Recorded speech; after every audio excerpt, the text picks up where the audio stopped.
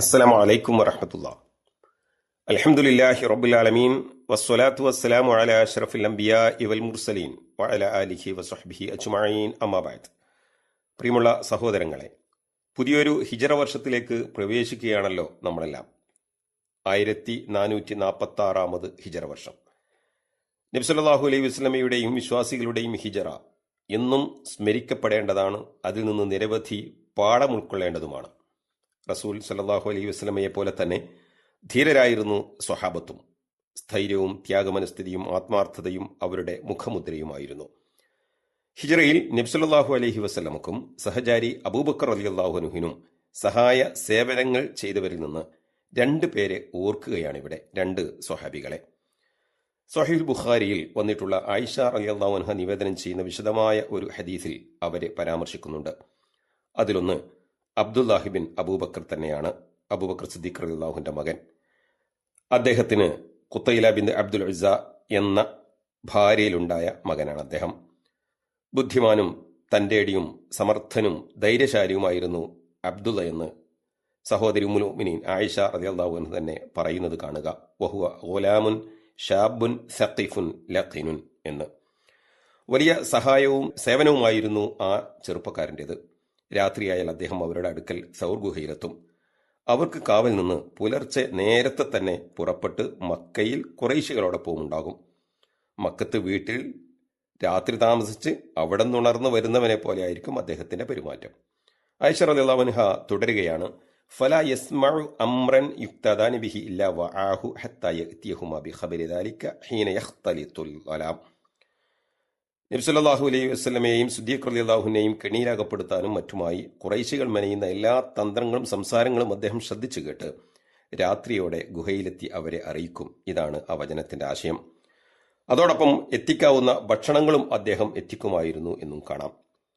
മക്കയിൽ നിന്ന് ഏകദേശം 4 കിലോമീറ്റർ ദൂരവും 2388 അടി, അതായത് ഏകദേശം 728 മീറ്റർ ഉയരവുമുള്ള ചെങ്കുത്തായ മലയിൽ 3 നാളുകളും അദ്ദേഹം കയറിയിറങ്ങി. അതും ഇരുട്ടിൽ. എന്തൊരു ത്യാഗവും ധൈര്യവും ഈമാനുമൊക്കെയാണ് അവിടെ നാം കാണുന്നത്.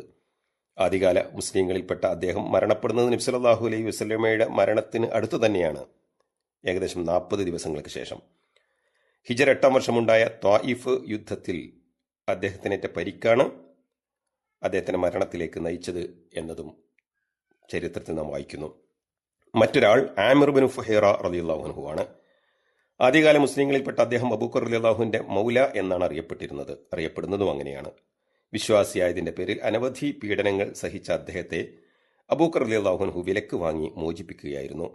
സൗർ ഗുഹയിൽ ഒളിച്ചിരിക്കുന്ന അള്ളാഹുവിന്റെ റസൂലിന്റെയും അബൂബക്കർ സിദ്ദീഖ് റളിയല്ലാഹുവിന്റെയും അടുക്കൽ ഒരു കൂട്ടം ആടുകളുമായി രാത്രിയിൽ അദ്ദേഹം എത്തും. ആടുകളുടെ പാൽ കറന്ന് ചൂടാക്കി അവർക്ക് കുടിക്കാൻ കൊടുക്കും. നേരം വെളുക്കുന്നതിന് മുമ്പ്, അതായത് പ്രഭാതത്തിനു മുമ്പുള്ള ഇരുട്ടിൽ തന്നെ ആടുകളെ തെളിച്ച് അദ്ദേഹം പുറപ്പെട്ടു പോകും. ഗുഹയിലേക്ക് നിത്യവും എത്തുന്ന അബ്ദുള്ള റളിയല്ലാഹുവിന്റെ കാലടിപ്പാടുകൾ വല്ലതുമുണ്ടെങ്കിൽ അവ മായ്ച്ചു കളയുക എന്നതുകൂടി അദ്ദേഹത്തിന്റെ ലക്ഷ്യമായിരുന്നു. ആ വരവിൽ ആ ഒരു ലക്ഷ്യം കൂടി ഉണ്ടായിരുന്നു എന്ന് ചുരുക്കം. തന്റെ പ്രിയപ്പെട്ട റസൂലും തന്റെ എല്ലാമായ അബൂബക്കറും ഒരിക്കലും പിടിക്കപ്പെടരുത് എന്ന നിശ്ചയദാർഢ്യം, ആത്മാർത്ഥത, ഇതൊക്കെയായിരുന്നു അദ്ദേഹത്തിന്റെ ആ ത്യാഗത്തിനു പിന്നിൽ. ഹിജറ 4-ാം കൊല്ലം സഫർ മാസത്തിലുണ്ടായ ബിർ മഅൂന സംഭവത്തിൽ അദ്ദേഹം വധിക്കപ്പെടുകയാണ് ഉണ്ടായത്. ആമിർ ബിൻ ഫുഹൈറ എന്ന ആ ധീര ഷഹീദ് ആകാശത്തിലേക്ക് ഉയർത്തപ്പെടുകയാണ് ഉണ്ടായതെന്നും അദ്ദേഹത്തിന് മൃതശരീരം ആരും കണ്ടിട്ടില്ലെന്നുമൊക്കെ റിപ്പോർട്ടുകളുണ്ട്. അതല്ല, മലക്കുകൾ മറമാടുകയാണ് അദ്ദേഹത്തെ ചെയ്തതെന്നുമൊക്കെ ചില രേഖകളിൽ നാം വായിക്കുന്നു. അല്ലാഹു അലം. പ്രിയമുള്ളവരെ, ത്യാഗോജ്ജല ചരിത്രമാണ് ഹിജറയുടേത്.